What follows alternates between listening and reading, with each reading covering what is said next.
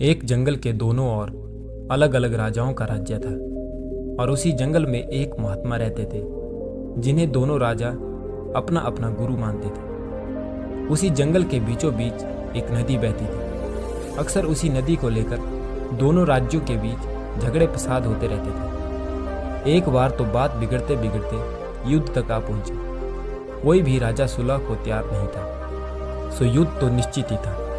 दोनों राजाओं ने युद्ध से पहले महात्मा का आशीर्वाद लेने की सोची और पहुंच गए जंगल की उस कुटिया में जहां महात्मा रहते थे। पहले एक राजा आया और उसने महात्मा से युद्ध में विजय का आशीर्वाद मांगा। महात्मा ने कुछ देर उस राजा को निहारा और कहा कि राजन, तुम्हारे भाग्य में जीत नहीं दिखती, आगे ईश्वर की मर्जी। यह सुनकर पहला राजा थोड़ा विचलित तो हुआ, फिर उसने सोचा कि यदि हारना ही है तो पूरी ताकत से लड़ेंगे, परंतु यूं ही हार नहीं मानेंगे।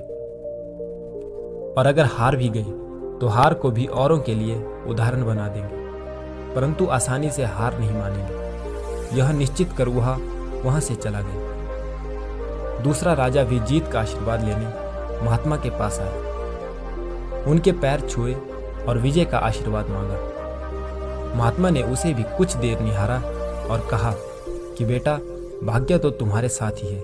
यह सुनकर राजा तो खुशी से भर गया और वापस जाकर निश्चित हो गया जैसे कि उसने युद्ध को जीत लिया है।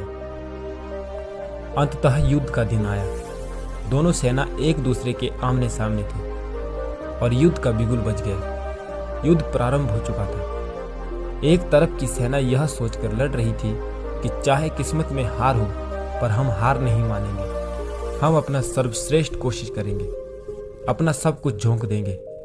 और वही दूसरी तरफ सेना एक निश्चित मानसिकता के साथ लड़ रही थी कि जीतना तो हमें ही है, तो घबराना कैसे।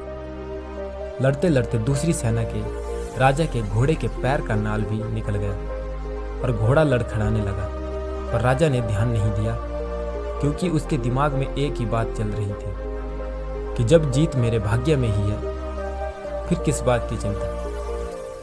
कुछ ही क्षण बाद दूसरे राजा का घोड़ा लड़खड़ा कर गिर गया, जिससे राजा भी जमीन पर गिर पड़ा और घायल हो गया और वह दुश्मनों के बीच घिर गया। पहले राजा के सैनिकों ने उसे बंधक बना लिया एवं उसे राजा को सौंप दिया। युद्ध का निर्णय हो चुका था। युद्ध का परिणाम बिल्कुल महात्मा के भविष्यवाणी के उलट था। निर्णय के बाद महात्मा भी वहां पहुंच गए। अब दोनों राजाओं को बड़ी जिज्ञासा थी कि आखिर भाग्य का लिखा कैसे बदल गया। दोनों ने महात्मा से प्रश्न किया कि गुरुवर, आखिर ये कैसे संभव हुआ। महात्मा ने मुस्कुराते हुए उत्तर दिया, राजन, भाग्य नहीं बदला, वो बिल्कुल अपनी जगह सही है, पर तुम लोग बदल गए हो। उन्होंने विजेता राजा की ओर इशारा करते हुए कहा कि अब आपको ही देखो राजन, आपने संभावित हार के बारे में सुनकर दिन रात एक कर दिया।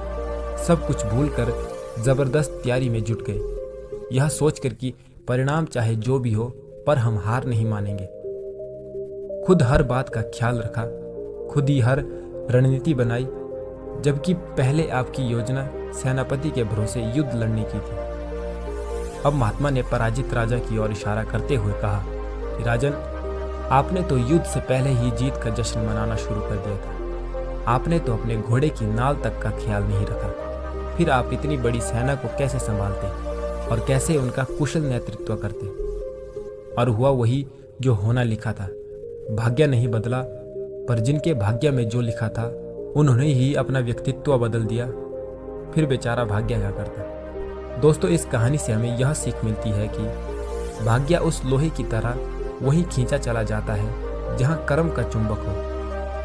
हम भाग्य के अधीन नहीं हैं, हम तो स्वयं भाग्य के निर्माता हैं। यह सत्य है कि भाग्य भी उन लोगों का साथ देता है जो कर्म करते हैं। किसी खुरदरे पत्थर को चिकना बनाने के लिए हमें उसे रोज घिसना पड़ता है। ऐसा ही जिंदगी में समझें, हम जिस भी क्षेत्र में हो, स्तर पर हो, हम अपना कर्म करते रहें बिना फल की चिंता किए। तो दोस्तों, यह थी आज की वीडियो।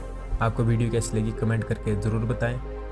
अगर वीडियो अच्छी लगी हो तो वीडियो को लाइक करें, शेयर करें और अगर चैनल पर नए हो तो चैनल को सब्सक्राइब करें।